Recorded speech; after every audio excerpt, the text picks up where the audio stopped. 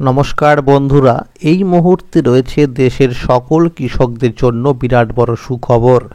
আপনি যদি একজন কৃষক হয়ে থাকেন এবং পশ্চিমবঙ্গ সরকারের কৃষক বন্ধু প্রকল্পের প্রথম কিস্তি অর্থাৎ খরিফ মরশুম টাকা এবং কেন্দ্রীয় সরকারের পিএম কিষাণ প্রকল্পের ১৯তম কিস্তির টাকার জন্য অপেক্ষা করছেন, তাহলে এই মুহূর্তে রয়েছে আপনার জন্য দুর্দান্ত খুশির আপডেট।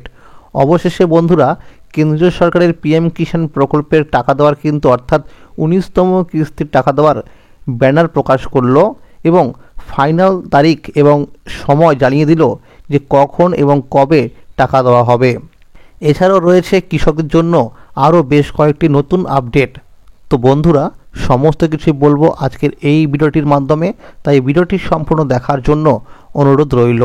যে সমস্ত বন্ধুরা এখনও পর্যন্ত চ্যানেলটিকে সাবস্ক্রাইব করেননি, অবশ্যই মনে করে চ্যানেলটিকে সাবস্ক্রাইব করে নেবেন, কারণ আমার এই চ্যানেলের মাধ্যমে প্রতিনিয়ত কৃষকদের জন্য নতুন নতুন আপডেট জানানো হয়ে থাকে। চলুন বন্ধুরা, এবার দেখে নেওয়া যাক কী বলা হয়েছে আজকের এই প্রতিবেদনে। কৃষক বন্ধু প্রকল্পের প্রথম কিস্তি টাকা দেওয়ার তারিখ ঘোষণা। পিএম কিষাণ প্রকল্পের ১৯তম কিস্তির টাকার আপডেট। কৃষিতে জল সংকট মেটাতে স্লুইস গেট বানাচ্ছে সেচ দপ্তর। আলু চাষে ক্ষতি, পথে নামবে কিষাণ মোর্চা। কলকাতা, ১৫ই ফেব্রুয়ারি ২০২৫ শনিবার। বাংলায় কৃষকদের উন্নয়নের লক্ষ্যে মুখ্যমন্ত্রী মমতা বন্দ্যোপাধ্যায় চালু করেছেন কৃষক বন্ধু প্রকল্প।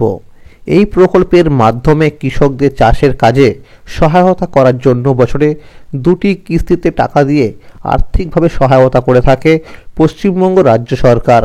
প্রথম কিস্তি অর্থাৎ খরিফ মরশুমে টাকা দেওয়ার সময় হলো এপ্রিল মাস থেকে শুরু করে সেপ্টেম্বর মাস পর্যন্ত এবং দ্বিতীয় কিস্তি অর্থাৎ রবি মরশুমে টাকা দেওয়ার সময় হলো অক্টোবর মাস থেকে শুরু করে পরের বছরের মার্চ মাস পর্যন্ত। এই সময়ের মধ্যে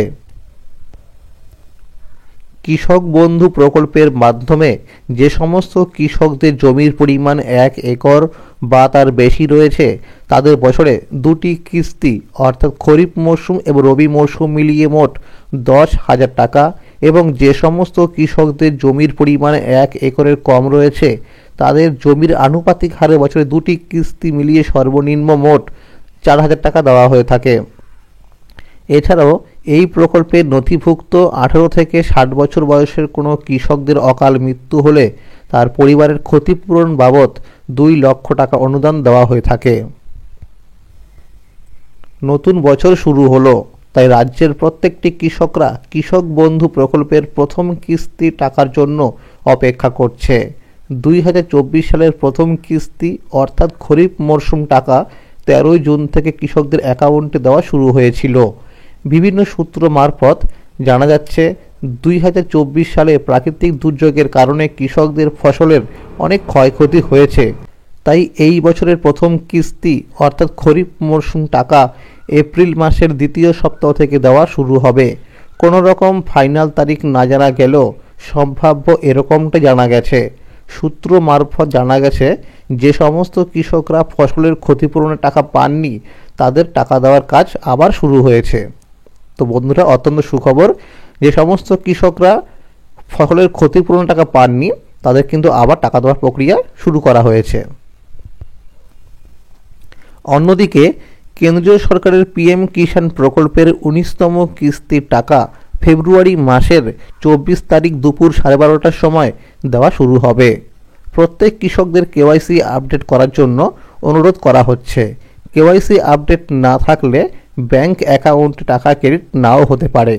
যে সমস্ত কৃষকদের বিগত কিস্তিগুলি টাকা পেন্ডিং রয়েছে অর্থাৎ ১৭ নম্বর কিস্তি এবং ১৮ নম্বর কিস্তির টাকা, তাদের ১৯তম কিস্তির টাকার সাথে দেওয়া হবে।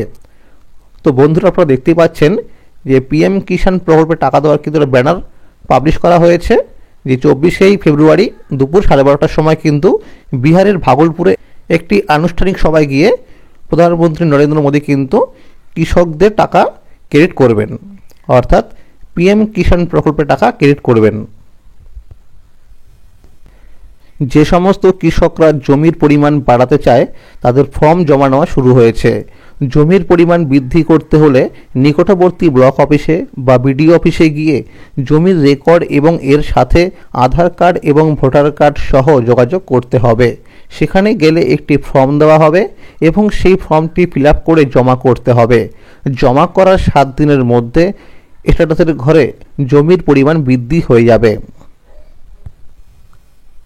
যে সমস্ত কৃষকরা জানুয়ারি মাসে সংগঠিত হয়ে যাওয়া দুয়ারে সরকার ক্যাম্পে গিয়ে কৃষক বন্ধু প্রকল্পের নাম নথিভুক্ত করার জন্য ফর্ম জমা করেছিলেন, তাদের ফর্মগুলো ভেরিফিকেশনের কাজ চলছে।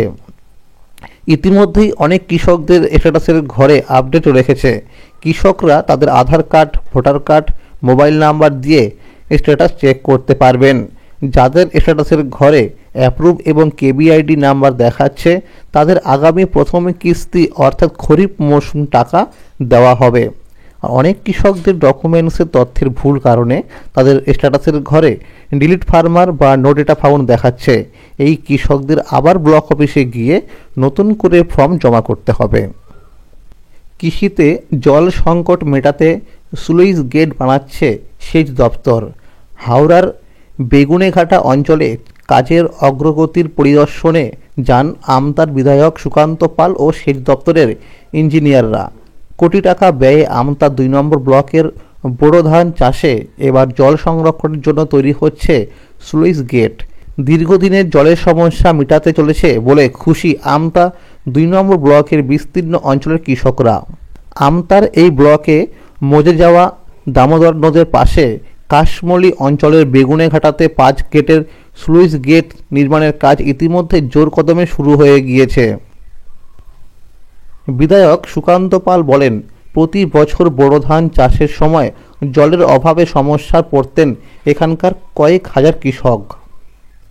এতদিন অস্থায়ী বাঁধ দিয়ে জল ধরে রেখে সেই জল বোরো চাষে ব্যবহার করা হতো। সেক্ষেত্রে একাধিক সমস্যার মুখোমুখি হতেন কৃষকরা। তাদের এই সমস্যা থেকে মুক্তি দিতে সেচ দপ্তরের কাছে আবেদন করা হয়। এরপরেই West Bengal major flood management প্রকল্প বিশ্ব ব্যাংকের আর্থিক সহায়তায় কাশমলি অঞ্চলে বেগুনেঘাটার কাছে স্লুইস গেট নির্মাণ করার কাজ শুরু হয়। জানা গিয়েছে এই স্লুইস গেট নির্মাণের ফলে রূপনারায়ণ নদের জল মজে যাওয়া দামোদর থেকে খুব সহজেই ধরে রাখা যাবে এবং প্রয়োজন সেই জল বোরো চাষেও ব্যবহার করা যাবে। বিধায়ক সুকান্ত পাল বলেন, এই স্লুইস গেট নির্মাণের ফলে আমতা 2 নম্বর ব্লকের ঝিকিরা, আমরাগুড়ি, বিকেবাটি, থলিয়া, কাশমলি, জয়পুর, জামটিয়া অঞ্চলের প্রায় 10,000 হেক্টর জমিতে কৃষিকাজে সুবিধা পাওয়া যাবে। আলু চাষে ক্ষতি, পথে নামবে কিষাণ মোর্চা। আলুর কুইন্টাল প্রতি 1300 টাকা ন্যূনতম সহায়ক মূল্য ঘোষণা এবং সরকারি ক্রয় নিশ্চিত করা, চালের মূল্য বৃদ্ধি নিয়ন্ত্রণের মতো বিভিন্ন দাবিকে সামনে রেখে পথে নামতে চলেছে সংযুক্ত কিষাণ মোর্চা। তারা জানিয়েছেন, আগামী 28শে ফেব্রুয়ারি রাজ্যের বিভিন্ন গ্রামে 1 ঘন্টা পথ অবরোধ করা হবে। সংগঠনের পশ্চিমবঙ্গ শাখার তরফে অমল হালদার, কার্তিক পালদের দাবি, আলুর অভাবী বিক্রির কারণে আলু চাষিরা চূড়ান্ত ক্ষতিগ্রস্ত। সাধারণ মানুষ বছরভর 35 থেকে 40 টাকা কেজি ধরে আলু কিনলেও চাষিরা চাষের খরচও তুলতে পারছেন না। এই পরিস্থিতিতে সরকারের কাছে আলু কিনে হিমঘরের অন্তত 25% ক্ষেত্রে তার সংরক্ষণ এবং বিপণনের জন্য দাবি জানিয়েছেন সংগঠনের নেতৃত্ব।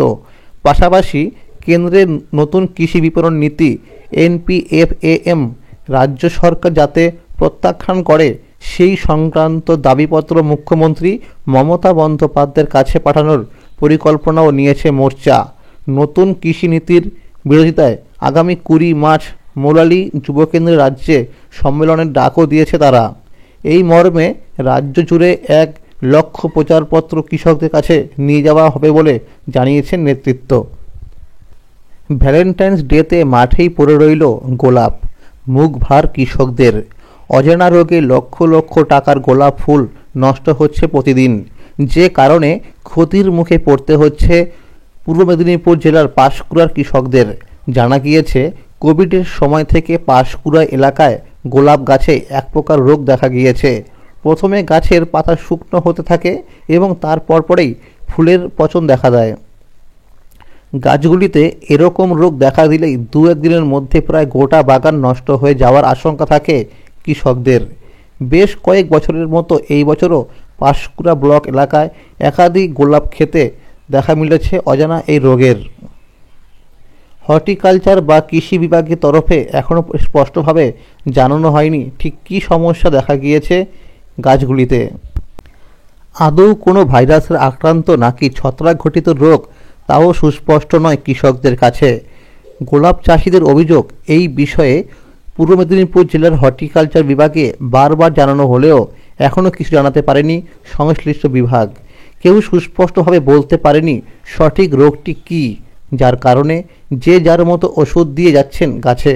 কোনোভাবেই নিয়ন্ত্রণ করা যাচ্ছে না গোলাপ গাছে এই রোগের সংক্রমণ, যে কারণে এবার বাজার মন্দা গিয়েছে ভ্যালেন্টাইন ডেতেও। 14ই ফেব্রুয়ারি প্রেম দিবসের দিনেও মাঠের ফুল মাঠেই রইল। কৃষকরা জানাচ্ছেন গোলাপের অজানা রোগের কারণ ব্যবসায় মন্দা যাচ্ছে প্রায়শই। প্রতিদিনই লক্ষ টাকার ফুল নষ্ট হচ্ছে পাঁশকুড়া ব্লকের গুড়তলা, মাইশোরা, কেশপাট সহ একাধিক গ্রামে। তো বন্ধুরা, আজকের এই ছিল আপডেট। এরকম নতুন নতুন আপডেট পাওয়ার জন্য অবশ্যই মনে করে চ্যানেলটিকে সাবস্ক্রাইব করে রাখবেন। যদি এই ভিডিওটি ভালো লাগে অবশ্যই লাইক করে দেবেন এবং বন্ধুদের কাছে শেয়ার করে দেবেন। ধন্যবাদ।